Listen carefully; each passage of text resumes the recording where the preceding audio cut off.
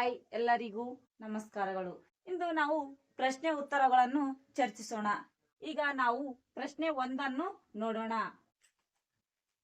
The Deccan ಸಭಾದ ಆಯೋಜಕರು ಯಾರು? ಪ್ರಶ್ನೆ ಬಂದ್ಬಿಟ್ಟು 1 Gopal Krishna Gokhale. Option 2 Pattabhi Sitaramayya. Option 3 Bal Gangadhar Tilak. Option 4 Ramaswamy. ಈ ಒಂದು ಪ್ರಶ್ನೆಗೆ ನಿಮಗೆ ಗೊತ್ತಿದ್ರೆ ಕಮೆಂಟ್ ನಲ್ಲಿ ತಿಳಿಸಿ.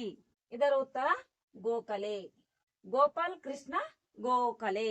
ಗೋಪಾಲ್ ಕೃಷ್ಣ ಗೋಖಲೆ ಅವರು 1896ರಲ್ಲಿ ದಿ ಡೆಕ್ಕನ್ ಸಭಾದ ಆಯೋಜಕರಾಗಿದ್ದರು. ಇವರು ಗಾಂಧೀಜಿಯವರ ರಾಜಕೀಯ ಗುರುಗಳಾದ ಜಿ ಕೆ ಗೋಖಲೆ ಅವರು 1905 ಜೂನ್ 12ರಂದು ಪುಣೆಯಲ್ಲಿ ಸರ್ವೆಂಟ್ ಆಫ್ ಇಂಡಿಯಾ ಸೊಸೈಟಿಯನ್ನು ಸ್ಥಾಪಿಸಿದರು. ಯಾರು? ಗೋಪಾಲಕೃಷ್ಣ ಗೋಖಲೆ ಅವರು. 2ನೇ ಪ್ರಶ್ನೆ ಬಂದ್ಬಿಟ್ಟು ಈ ಕೆಳಗಿನ ಯಾವ ಸಕ್ಕರೆಯು ನ್ಯೂಕ್ಲಿಕ್ ಆಮ್ಲದಲ್ಲಿ ಸಿಗುತ್ತದೆ? Option 1 deoxyribose. Option 2 levulose. Option 3 dextrose. Option 4 glucose. ಈ ಒಂದು ಪ್ರಶ್ನೆಗೆ ಉತ್ತರ ನಿಮಗೆ ಗೊತ್ತಿದ್ರೆ ಕಮೆಂಟ್ ನಲ್ಲಿ ತಿಳಿಸಿ. ಇದರ ಉತ್ತರ ಡಿ ಆಕ್ಸಿ ರೈಬೋಸ್. ಅಂದ್ರೆ ನ್ಯೂಕ್ಲಿಕ್ ಆಮ್ಲದಲ್ಲಿ ಡಿ ಆಕ್ಸಿ ರೈಬೋಸ್ ಸಕ್ಕರೆಯು ಸಿಗುತ್ತದೆ. ಡಿ ಆಕ್ಸಿ ರೈಬೋಸ್ ಸಕ್ಕರೆಯು 5 ಇಂಗಾಲದ ಉಂಗುರಗಳನ್ನು ಒಳಗೊಂಡಿರುವ ಸಕ್ಕರೆಯಾಗಿದ್ದು ಇದನ್ನು ಡಿಎನ್ಎಯಲ್ಲಿ ನಾವು ಕಾಣುತ್ತೇವೆ. ಡಿಎನ್ಎ ಅಣುಗಳಿಗೆ ಇದು ಮೂಲಾಧಾರವಾಗಿದೆ. ಇದನ್ನು ಡಿಆಕ್ಸಿ ರೈಬೋಸ್ ಎನ್ನುವರು.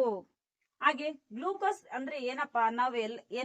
ನಾವು ಏನೇ ಸೇವಿಸಿದ್ರು ಅದು ನಮ್ಗೆ ಗ್ಲೂಕೋಸ್ ಆಗಿ ಪರಿವರ್ತನೆಗೊಳ್ಳುತ್ತದೆ. ಅಂದ್ರೆ ನಾವು ಯಾವುದೇ ಒಂದು ಪದಾರ್ಥ ಆಗ್ಲಿ ಏನೇ ಒಂದು ಸೇವನೆ ಮಾಡಿದಾಗ ಅದು ಗ್ಲೂಕೋಸ್ ಆಗಿ ಪರಿವರ್ತನೆಗೊಳ್ಳುತ್ತದೆ.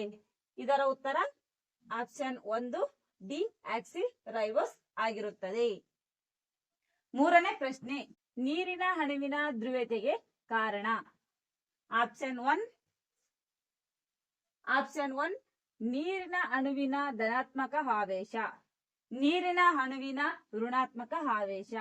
ನೀರಿನಲ್ಲಿ ಆಮ್ಲಜನಕ ಮತ್ತು ಹೈಡ್ರೋಜನ್ ಪರಮಾಣುಗಳ ಎಲೆಕ್ಟ್ರಾನೆಗೆಟಿವಿಟಿಯಲ್ಲಿ ವ್ಯತ್ಯಾಸ. ಆಪ್ಷನ್ 4 ನೀರಿನ ಸುಲಭವಾಗಿ ಅಯನೀಕರಿಸುವ ವರ್ತನೆ. ಇದರ ಉತ್ತರ ನಂಬರ್ 3 ನೀರಿನಲ್ಲಿ ಆಮ್ಲಜನಕ ಮತ್ತು ಹೈಡ್ರೋಜನ್ ಪರಮಾಣುಗಳ ಎಲೆಕ್ಟ್ರಾನೆಗೆಟಿವಿಟಿಯಲ್ಲಿ ನಮಗೆ ನೀರಿನ ಅಣುವಿನ ಧ್ರುವತೆಗೆ ಕಾರಣವಾಗುತ್ತದೆ ಎಂದು ಕಾಣಬಹುದು. 4ನೇ ಪ್ರಶ್ನೆ ಪೆನ್ಸಿಲಿನ್ ಬ್ಯಾಕ್ಟೀರಿಯಾದ ಬೆಳವಣಿಗೆಯನ್ನು ಈ ಕೆಳಗಿನಂತೆ ತಡೆಯುತ್ತದೆ.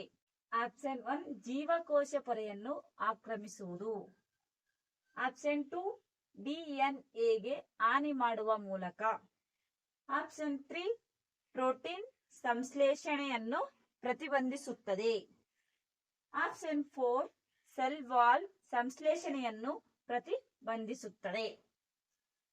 ಇದರ ಉತ್ತರ ನಿಮಗೆ ಗೊತ್ತಿದ್ರೆ ಕಮೆಂಟ್ ನಲ್ಲಿ ತಿಳಿಸಿ. ಆಪ್ಷನ್ 4 ಸೆಲ್ ವಾಲ್ ಸಂಶ್ಲೇಷಣೆಯನ್ನು ಪ್ರತಿಬಂಧಿಸುತ್ತದೆ. ಅಂದ್ರೆ ಪೆನ್ಸಿಲಿನ್ ಬ್ಯಾಕ್ಟೀರಿಯಾದ ಬೆಳವಣಿಗೆಯನ್ನು ಸೆಲ್ ವಾಲ್ ಸಂಶ್ಲೇಷಣೆ ತಡೆಯಲು ಪ್ರತಿಬಂಧಿಸುತ್ತದೆ. ಪ್ರಶ್ನೆ 5 ಗರ್ಭಧಾರಣೆಯ ಪರೀಕ್ಷೆಗಾಗಿ ಮೂತ್ರದಲ್ಲಿ ಯಾವ ಹಾರ್ಮೋನ್ ಅನ್ನು ಪತ್ತೆ ಮಾಡಲಾಗುತ್ತದೆ? ಮಾನವ chorionic gonadotropin. Option 2 oxytocin. Option 3 insulin. Option 4 testosterone. ಇದರ ಉತ್ತರ ಆಪ್ಷನ್ 1 ಮಾನವ ಕೊರಿಯನಿಕ್ ಗೋನಡೋಟ್ರೋಪಿನ್. ಗೋನಡೋಟ್ರೋಪಿನ್. ಗರ್ಭಧಾರಣೆಯ ಪರೀಕ್ಷೆಗಾಗಿ ಮೂತ್ರದಲ್ಲಿ ಮಾನವ ಕೋರಿನಿ ಗೋನಡೋಟ್ರೋಪಿನ್ ಪತ್ತೆ ಮಾಡಲಾಗುತ್ತದೆ. ಇದು ಅತಿ ಮುಖ್ಯವಾಗಿ ಹೆಣ್ಣು ಮಕ್ಕಳ ಗರ್ಭಧಾರಣೆಯಲ್ಲಿ ಪತ್ತೆ ಆಗುತ್ತದೆ.